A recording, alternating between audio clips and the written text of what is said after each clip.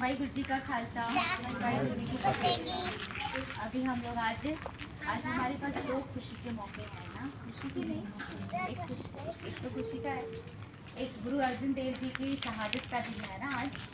गुरु अर्जुन देव जी के बारे में हमने जो किताब पढ़ी है फूल जो लहू में खिले, जिन जिन लोगों ने पढ़ी है उनको पता होगा कि गुरु अर्जुन देव जी को किस तरीके से शहादत मिली है ना। सही रास्ते पर लोगों को जागरूक करने के लिए, मानव गरिमा को बनाए रखने के लिए उन्होंने लोगों के बीच में, भारत के लोगों में जो काम किया है गुरु अर्जुन देव जी ने, उसकी वजह से जहांगीर ने उनको इतनी ऐसी सजा दी कि नीचे बड़ा चूल्हा जला के उसके ऊपर तवा रखा, तपता हुआ तवा गरम जिसमें आग जली रही है, और उसके ऊपर उनको बैठाया गया। उसके बाद उनके ऊपर गरम रेत, वो भी गरम की हुई रेत उनके सिर पर से डाली गई, और फिर उसके बाद में उनको पानी में भी उनको जाने के लिए दिया। तो इतनी दर्दनाक सिर्फ इसलिए ऐसी शहादत मिली उनको कि वो हमारे देश में जो लोगों के अंदर जो अत्याचार हो रहे थे लोगों के ऊपर, उसके लिए लोगों को जगाने की कोशिश कर रहे थे कि हम डरे हुए क्यों हैं, हम भी इंसान हैं, हमें भी इंसानों की तरह जीने का हक है। ये वो समझा रहे थे लोग, सिर्फ इसकी सजा उनको। वो इसके ऊपर उससे पहले गुरु नानक जी ने जो शिक्षा दी है, गुरु अंगद देव जी ने, गुरु अमरदास जी ने, गुरु रामदास जी ने, जो उनके पहले 4 गुरु हुए, उनकी शिक्षाओं पर वो ग्रंथ लिख रहे थे ताकि आने वाली पीढ़ी इस चीज को पढ़कर, सुनकर, समझकर ज्ञान हासिल करे और अपने आने वाली पीढ़ियों को भी जगाए। तो सिख आज जो सिख पंथ चल रहा है, खालसा पंथ जो चल रहा है, वो यही काम कर रहा है कि कैसे लोगों को अपने आप में इज्जत दिलाना, खुद का आत्मसम्मान, खुद की सुरक्षा अपने हाथ में लेकर के लोग कैसे चल सकते हैं। तो ये चीज़ है। और फिर दूसरी बात आज ये भी है कि आज हमारी दादी, वीडियो बाड़ी की दादी, उनका आज जन्मदिन है। दादी ने बचपन से ही, दादी बहुत जुझारू थी वो भी। जब वो 9वीं क्लास में थी, आज के दिन 1948 में 30 मई को उनका जन्म हुआ था। जब वो 9वीं क्लास में थी, वो देख रही थी कि गांव में पानी की कमी है। 9वीं क्लास में उन्होंने प्रधानमंत्री को चिट्ठी लिखी थी कि हमारे गांव में लोगों को पानी की कमी है। उनकी चिट्ठी का असर भी ये हुआ कि वहाँ गांव में सरकार की तरफ से फंड आया। तालाब की बात, उस समय की बात है जब हम लोग गांव में बच्चियों को पढ़ने के लिए भी नहीं दिया जाता था, तो पढ़ने के नाम से बच्चियों को घर में बंद किया जाता था। उस समय उन्होंने ये काम किया था और गांव के सारे लोगों के लिए फिर पानी की व्यवस्था उन्होंने कराई थी। तालाब का नक्शा वो खुद तैयार की थी कि तालाब ऐसा होगा, वहाँ ऐसी सीढ़ियाँ होगी, नहाने की व्यवस्था ऐसी होगी, लोग पानी भरने ऐसे आएंगे। ये सारी चीज़ उन्होंने खुद तैयार की थी एक ब्लैक बोर्ड के ऊपर में, और उसको देख करके तालाब खोदा गया था। और फिर जैसे जैसे वो बड़ी हुई, उसके बाद काफ़ी कुछ किया उन्होंने अपने जीवन में, लेकिन जो कुछ बड़ी खास बातें हैं, घटनाएं उनके जीवन की, वो मैं आप लोगों के सामने रख रही हूँ। जिस वक्त वो 26 साल की थी, पढ़ाई लिखाई वो कर चुकी थी। संगीत का कोर्स उन्होंने मुंबई फादर प्रोक्ष के आश्रम से किया था। तबला, हारमोनियम, मंजीरा, गाना वो बहुत अच्छा गाती थी।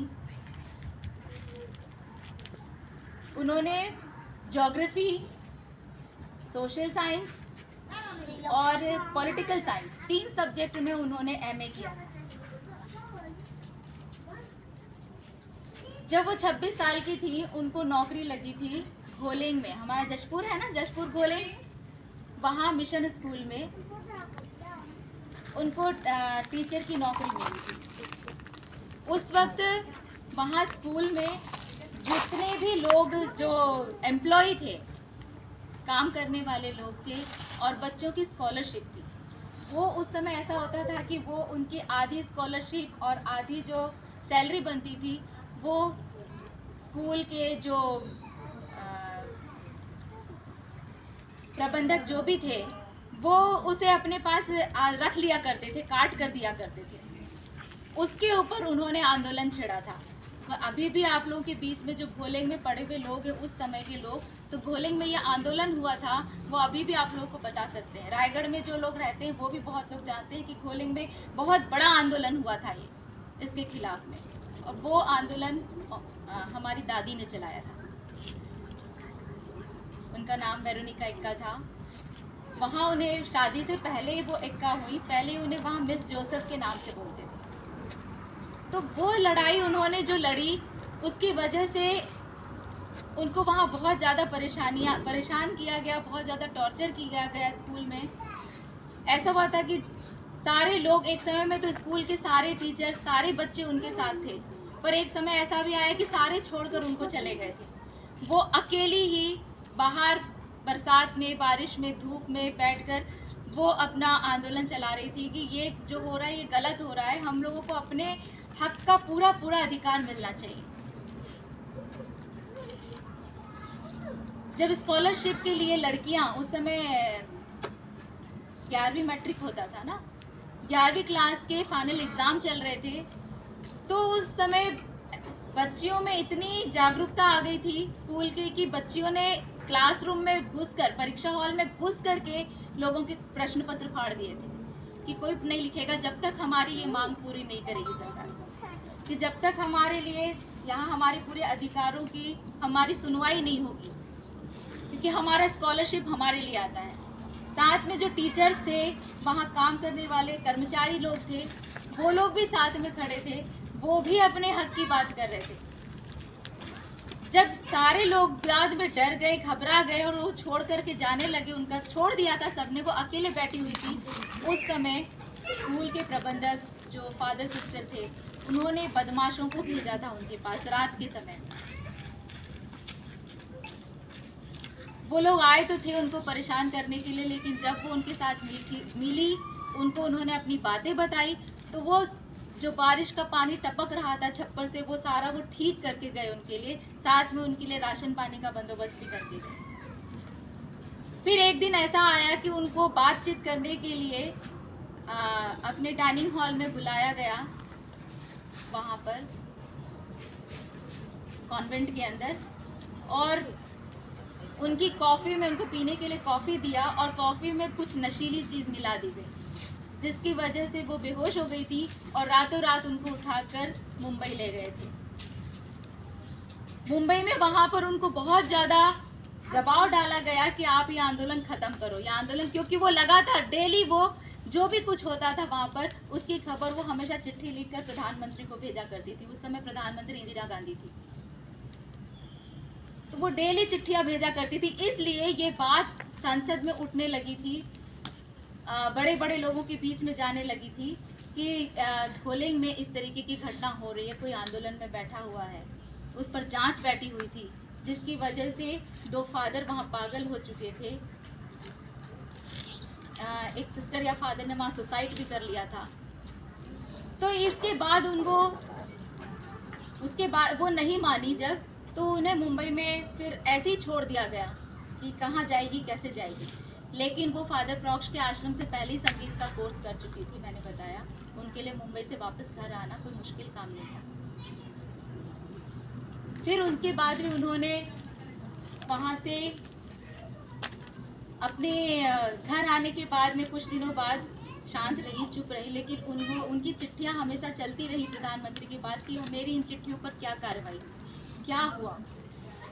एक दिन फिर उनको चिट्ठी आई कि उनके इस आंदोलन के ऊपर गौर किया जाएगा और इसके लिए कानून बनाया जाएगा कि सभी प्राइवेट संस्थानों में, शिक्षा संस्थान जितनी भी प्राइवेट हैं, वहाँ पर जो काम करने वाले वर्कर्स हैं और जो पढ़ने वाले बच्चे हैं, उनकी स्कॉलरशिप और सैलरी दोनों ही बैंक के थ्रू दिलाई जाएगी।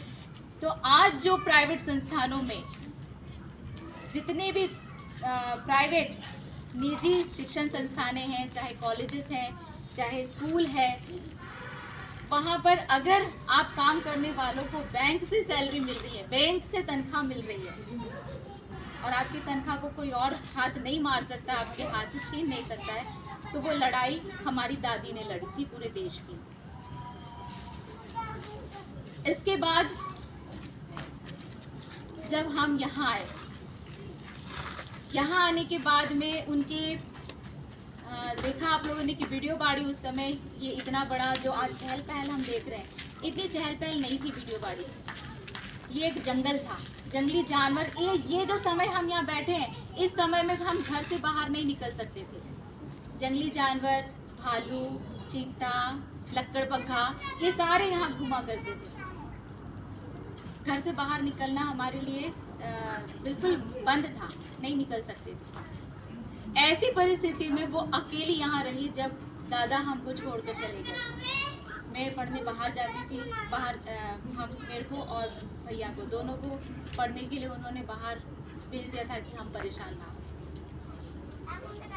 वो अकेली यहाँ रहती थी, साथ में वो अपनी नौकरी भी करती थी और सारा कुछ यहाँ जो कुछ अकेले रह करके वो संभाल रही थी।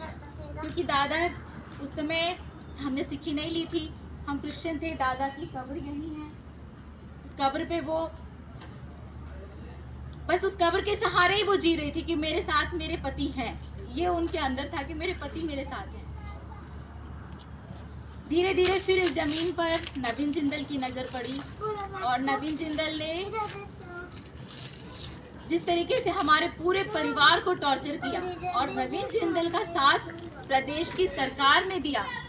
हमने अपने ऊपर टॉर्चर होने वाली हर बात को उन्होंने देश के प्रधानमंत्री को, राष्ट्रपति को, केंद्रीय मंत्रियों को सबको चिट्ठी लिख लिख कर भेजा कि हमारे साथ ये टॉर्चर हो रहा, हमें मारने की धमकी दी जाती है, हमारा घर तोड़ने की कोशिश होती है, हमें ज़बरदस्ती हमारी ज़मीन छोड़ने के लिए कहा जा रहा है, हमारा साथ दीजिए। कोई भी कहीं से भी सहायता नहीं मिली, लेकिन फिर भी दादी पीछे नहीं हटी। उनको एसडीओ के चैम्बर में, घरघोड़ा एसडीओ के चैम्बर में उनको एक दिन पूरा बंधक बनाकर रखा। जो एसडीओ थे वो उम्र में उनसे इतने छोटे थे, मतलब उनके बेटे के बराबर थे। वो उनकी माँ की उम्र की थी और उनके अंडर में कर्मचारी थी, एक महिला कर्मचारी थी। इसके बाद भी पुलिस कस्टडी में, पुलिस की निगरानी में उनको एसडीओ के चैम्बर में रखा गया और ज़बरदस्ती बोला गया कि आप पेपर्स पर साइन करो। हम उस दिन यहाँ भैया के साथ में, मैं और हर्ष उस समय 1 साल का था और उसके पापा, आप लोग के भैया, हम सब बैठे हुए थे कि हम यहाँ काम नहीं होने देंगे। यहाँ गाड़ी जेसीबी सारी खड़ी थी, सब कुछ उजाड़ कर तोड़ने फोड़ने के लिए। और दादी इसी बात की खबर देने के लिए एसडीओ के ऑफिस में गई थी, तो उनको वहीं बंधक बना लिया था। और उनको बार बार ये बोला जा रहा था कि जब तक आप साइन करके नहीं दोगे तो आपके बच्चों को हम वहाँ मार देंगे, हम उनके ऊपर गाड़ी चला देंगे। सारा दिन इस धमकी के साथ निकला। यहाँ पर रायगढ़ से 2 पूरे हथियारों से बंदूकधारी फोर्स आकर के यहाँ बैठी हुई थी। एक पूरा डरावना माहौल बनाया गया था, लेकिन फिर भी वो नहीं डरी। उन्होंने एक ही बात बोला कि मैं किसी पेपर पे साइन नहीं करूँगी, आपको जो करना है कर लो, तो मेरे बच्चों को मेरे पास ला दो। जब हम शाम का समय था, लगभग 5-6 बजे का टाइम था, मैं और भैया हम दोनों गए उनके पास में। जो हालत उनकी हमने देखी, दिन भर वो शुगर की पेशेंट थी, उनको कुर्सी से पेशाब तक जाने के लिए उठने नहीं दिया, उनके पूरे कपड़े गंदे हो गए थे और वो एसडीओ के सामने, पुलिस के सामने वो ऐसी ही बैठी हुई थी। वो सीन देखकर दिल दहल गया था हमारा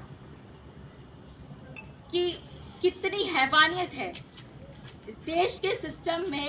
इस देश में जो सरकारी सिस्टम है उसमें आम लोगों की सेवा के लिए, आम लोगों के हित के लिए बनाए गए हैं, लेकिन वहाँ इतनी हैवानियत है। एक माँ जैसी औरत को इस तरीके से टॉर्चर किया जा रहा है और लोग वहाँ मजे ले रहे हैं, सारे कर्मचारी। फिर भी वो नहीं डरी। कोर्ट में हम गए, कोर्ट में भी जाने के बाद में हमेशा बस केवल तारीखें मिलती रही। उनकी आंखों के सामने मुझे और भाई को, दोनों को टॉर्चर किया गया। भाई को अक्सर उठाकर ले जाते थे, थाने में बैठा कर रखते थे, धूप में खड़ा करके रखते थे, मुर्गा बना करके रखते थे। और वो यही बोलते थे कि अपनी मम्मी को बोलो कि वो साइन करे, लेकिन उसमें भी इतनी हिम्मत थी कि उसने कभी घर आके नहीं बोला कि आपकी वजह से मुझे ये परेशान कर रहे हैं, मेरे को थाने में ले जाते हैं, पकड़ कर रखते हैं, बैठा के। वो 3-3 4-4 दिन तक घर नहीं आता था। आने के बाद इतना ही बोलता था, मैं अपने किसी दोस्त के पास गया था। ये बात तो बाद में तब पता चली जब वो उसका मर्डर हो गया, वो इस दुनिया से हमें छोड़कर चला गया। तब उसके दोस्तों ने बताया कि उसके साथ ऐसी घटनाएं घटती थी। उनकी आंखों के सामने मेरे साथ कितनी बार कई बदतमीजियां हुई, कई तरीके की घटनाएं घटी, लेकिन फिर भी वो डरी नहीं। मैंने भी कहा कि कुछ भी हो जाए हम डरेंगे नहीं, क्योंकि हमारा डरना गलत होगा। हम यहाँ से नहीं जाएंगे, हम खाली नहीं करेंगे। हम तीनों ने ये फैसला किया था, मम्मी के साथ, मैं और भैया ने, कि हम शायद हमें मार दे, एक को मार दे, दूसरे को मार दे, फिर भी आखिरी सांस तक हम वो लड़ेंगे जो जिएगा। आज मैं जिंदा हूँ, मैं लड़ रही हूँ, और उनकी हिम्मत, उनकी शिक्षा, उनकी दी हुई जो भी बातें थी, वो बातें आज मेरी हिम्मत है कि मैं आज तक इतना साहस करके लड़ पा रही हूँ। और आज अगर वो जिंदा होती तो बहुत खुश होती, क्योंकि दिल्ली में हमारे ऊपर जो ये टॉर्चर हुए हैं, ये केस चल रहा था और वो केस मैं जीत गई। नवीन जिंदल कोर्ट से आरोपी घोषित हो चुका है। आज उसकी गिरफ्तारी होनी चाहिए थी, लेकिन देश का सिस्टम ऐसा है कि पैसों के आगे ये सिस्टम झुक जाता है। उसने फिर से दोबारा पुनर्विचार के लिए कोर्ट पे अर्जी लगाई है। कोर्ट ने अभी तक उसको एक्सेप्ट किया है नहीं किया है, इसके बारे में कुछ नहीं है, क्योंकि उस पर अभी तक ऑर्डर नहीं हुआ है, लेकिन वो सजा का हकदार है। और अगर आज दादी जिंदा होती तो दादी शायद आज इसके लिए बहुत खुश होती कि अब उसको सजा होगी। लेकिन अगर सिस्टम इस देश का उसको सजा नहीं देगा तो आज मैं भी कमजोर नहीं हूँ। साधारण आदिवासी महिला से अब तो जर्नैल कौर खालसा हूँ। जब मैं शस्त्र पकड़कर रायगढ़ में आई तो मुझ पर कई लोगों ने सवाल किया कि हथियार दिखाकर तुम क्या करना चाहती हो, क्या कर लोगी। ये हथियार मेरे पास इसलिए कि मेरे सेल्फ डिफेंस के लिए। कल को जिस तरह की घटनाएं मेरे साथ घटी थी, आज आए तो मैं काट दूंगी। ये इसलिए मेरे हाथ में कि मैं बता सकूं कि मैं अकेली नहीं हूं, पूरा खालसा पंथ मेरे साथ है। और यही ताकत है कि आज नवीन जिंदल को सजा होनी तय है। तो इतना लंबा सफ़र वीडियो बाड़ी का जो रहा, और इसमें दादी एक खूंटा थी हमारे लिए, प्रेरणा थी हमारे लिए। और जितने लोग यहाँ हैं वो सारे लोग भी दादी को जो लोग भी जानते, सबको पता है कि दादी का स्वभाव कैसा था। गलत वो बिल्कुल भी बर्दाश्त नहीं करती थी। कौन कौन है जानते हैं? जो जानते हैं, अनीता है, है। तो ये संघर्ष वीडियो बाड़ी का जो चलते आ रहा है कि वीडियो बाड़ी अब सिर्फ, कभी वीडियो बाड़ी ने अपना सिर झुकाया नहीं है, और अब वीडियो बाड़ी चढ़ती कला में है। तो इतनी बातें हैं। हम दादी को मोमबत्ती लगाएं। पाठ तो हो गया है, गुरु अर्जुन देव जी का आज शहीदी दिहाड़ा भी था, तो पाठ हमने किया, अरदास हो गई, कड़ा प्रसाद सबको बता दिया है। दादी को भी हम बत्ती लगा दें, फिर अपने अपने घर चले। वाहिगुरु जी का खालसा, वाहिगुरु जी की फतेह।